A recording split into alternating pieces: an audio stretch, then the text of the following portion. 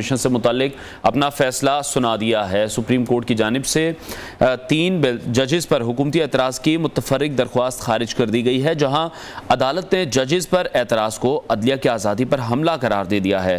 Supreme court کی جانب سے مبینہ آڈیو لیکس انکوائری کمیشن سے متعلق فیصلہ سنا دیا گیا ہے۔ سپریم کورٹ نے 3 ججز پر حکومتی اعتراض کی متفرق درخواست بھی خارج کر دی ہے۔ عدالت نے ججز پر اعتراض کو عدلیہ کی آزادی پر حملہ قرار دیا ہے۔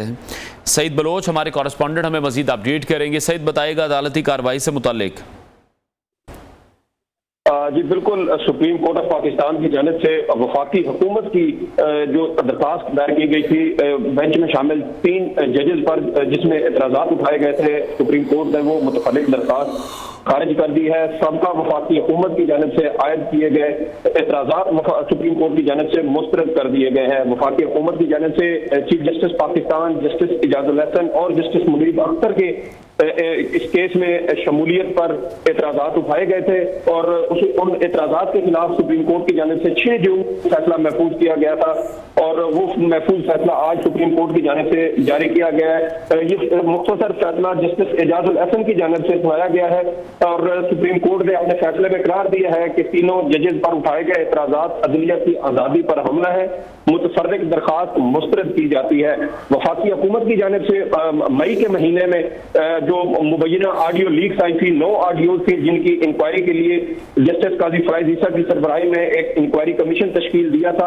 اس بینچ میں اس انکوائری کمیشن میں اسلام آباد ہائی کورٹ کے چیف جسٹس جسٹس عامر فاروق اور بلوچستان ہائی کورٹ کے چیف جسٹس جسٹس نعیم افغان شامل تھے، اور اس آڈیو لیکس کمیشن کی 2 اس پہ اجلاس ہوئے تھے، اور اس کے بعد چیف جسٹس کی سربراہی میں 5 رکنی لارجر بینچ نے اس انکوائری کمیشن کی تشکیل کو اور اس کی کارروائی کو روک دیا تھا، اور تاحال اس پر حکم امتناع برقرار ہے۔ جبکہ دوسری جانب وفاقی حکومت کی جانب سے چیف جسٹس جسٹس اعجاز الحسن اور جسٹس منیب اختر پر اعتراضات اٹھائے گئے تھے، کیونکہ چیف جسٹس کی خوش دامن کی ایک آڈیو مبینہ طور پر سامنے آئی تھی۔ اس کے علاوہ جسٹس اعجاز الحسن جسٹس مظاہر نقوی کے ساتھ جو سابق CCPO لاہور کے غلام محمود ڈوگر ان کے کیس میں شامل تھے، اور جسٹس مظاہر نقوی کی سابق وزیر اعظم پنجاب کے ساتھ ایک آڈیو بھی جاری ہوئی تھی۔ اسی طرح انہی جو نکات تھے ان کو بنیاد بنا کر سابقہ وفاقی حکومت کی جانب سے 3 صاحبان کے اوپر اعتراضات اٹھائے گئے تھے، اور کہا گیا تھا کہ ان کا